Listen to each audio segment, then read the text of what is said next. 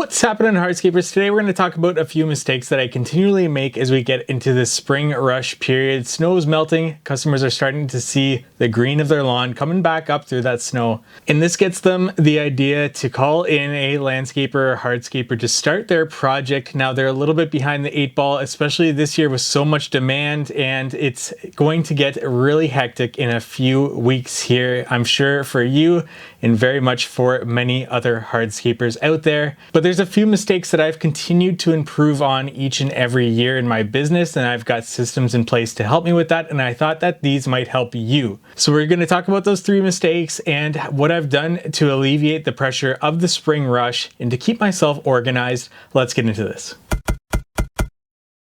So first things first, with so many clients reaching out for their project in that spring rush time that we're experiencing very shortly here, it becomes really hard to get back to clients right away on their project. And that becomes extremely difficult to deal with the rush of people calling, emailing, or whatever it might be. And in the past, I was extremely slow at getting back to people, but now I've implemented a 24-hour rule in my business. So anybody that contacts us, whether that's through our website, through email, through phone call, in 24 hours, I need to get back to them. And that's a rule that I've established for myself, and I've held myself accountable to that rule. This may mean setting aside some time at the end of the day to be able to call back clients or to email clients with some reasonable expectations. And by setting this 24-hour rule, it's just really helped my own mindset to be able to get back to these clients so they're not waiting on me. And a lot of the times, a lot of contractors don't get back to their clients or potential clients, and me calling them, they're a bit surprised that I got back to them so quickly, which helps in the trust building with that potential client, whether or not it seems like they might be a good fit for our business. Additionally, with my voicemail on my phone, I actually tell clients that they should go through the contact form on our website, take a look at our website as well as to see the projects that we typically take on, and as well as to let me know their budget in that contact form. Just having that email is a lot more easier to take a look at, have the information there. I've got qualifying questions on that contact form that helps me weed out the clients that I'm not too interested in, and that doesn't waste my time getting back to each and every client that fills out that form or tries to call me. That form in and of itself helps me to pre-qualify clients prior to me having to contact them back, and that alleviates the stress and the pressure of having a buildup of people contacting me, whether or not we'd be a good fit or whether or not they actually are looking for the services that I offer. Which brings me to the next point, which would be pre-qualifying. It's super important to pre-qualify. A lot of the times in my early years, I was running around to any and every lead that I got. I would go visit no matter what, and I wouldn't ask many questions about that lead prior to going and visiting them on site for a consultation. My time wasn't worth much in doing that, and that was wrong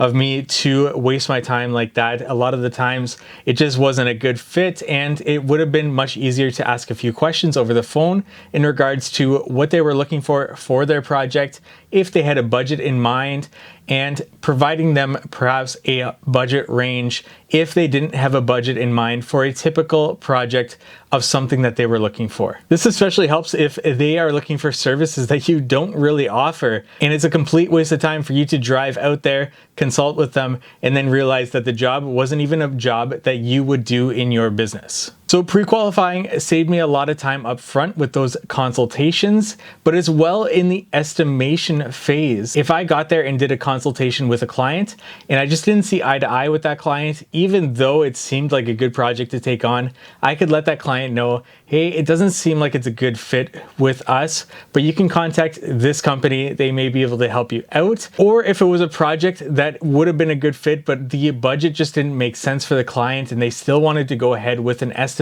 I could still do the same thing and let the client know that it's not going to be a good fit, rather than spending the extra hour or two drawing up a custom estimate for that project. It's a lot easier if you do square foot pricing, but I do not recommend that you do that. Knowing your numbers and knowing your overhead expenses and how to recoup those expenses with every estimate that's going out is extremely important. It helps you to understand your business, your numbers so much more, as well as to job cost what actually happened at the end of that project, to understand what went wrong or what went right with your estimate, which we help out with the budget and estimate spreadsheet at howtohardscape.com. You can check that out as well to help you with that, as well as our bookkeeping spreadsheet that helps you stay organized with that whole process. But pre-qualifying is something that I didn't implement right away, and now I've got a system in place to help me pre-qualify clients so that the pre-qualification is almost automatic when they go to our website and they see what they need to provide us for information. If a client is not willing to do that,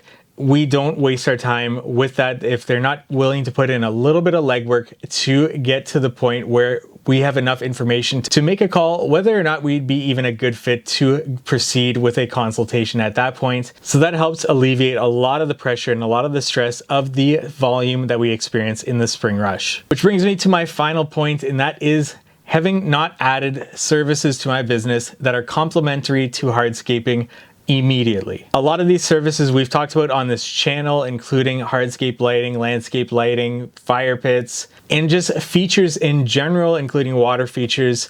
All of this helps you to expand the services that you offer for your clients, your potential clients, and to create a unique outdoor living experience for that client. In the very beginning, I was hesitant to add services like these for my business, and as soon as I did, it was just a game changer for my business and the revenue that we brought in and the profit that those features bring into your business. In addition to that, if you are listening to this and you haven't added these types of services to your business, it's so easy to add them to your existing business.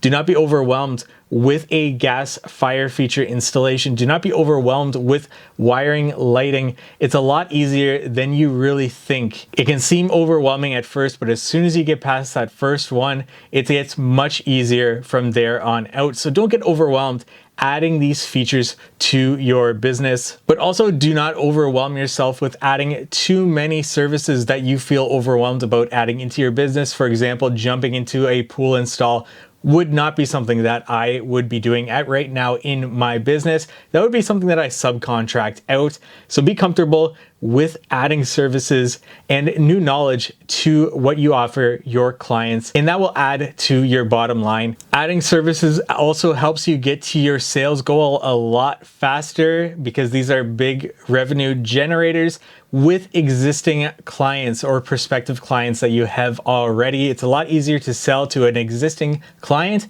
rather than to get a new client and sell the same service to.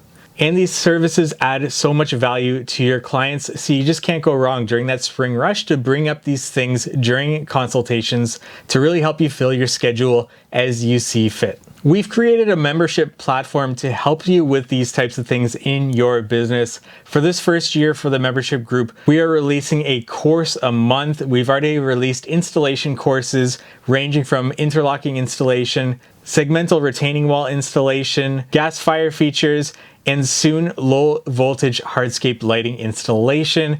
And then we're going to be getting into knowing your numbers with a few courses, and then into online marketing to help you round out your business. We'll also be meeting once a month in this group to discuss throughout this year and into following years. If this is something that interests you, the link will be in the description below for our membership platform to help you add more services to your hardscaping business or to learn hardscaping in general, if this is what you're interested in getting into. And these are 3 things that I've learned in business, especially during the spring rush, to help add value to your clients and alleviate the pressure and the stress during this spring rush. And if you have something else to add to this list of 3 things that I talked about to help you through the spring rush, leave it in the comment section below. I'd love to know what you have struggled with your business during this time, this hectic time. Leave it in the comment section below and how you have worked to alleviate that stress and pressure of this spring rush time. Leave it in the comment section. Like this video if you found it helpful for whatever reason, and subscribe to my YouTube channel for more hardscaping content. Thank you so much for watching.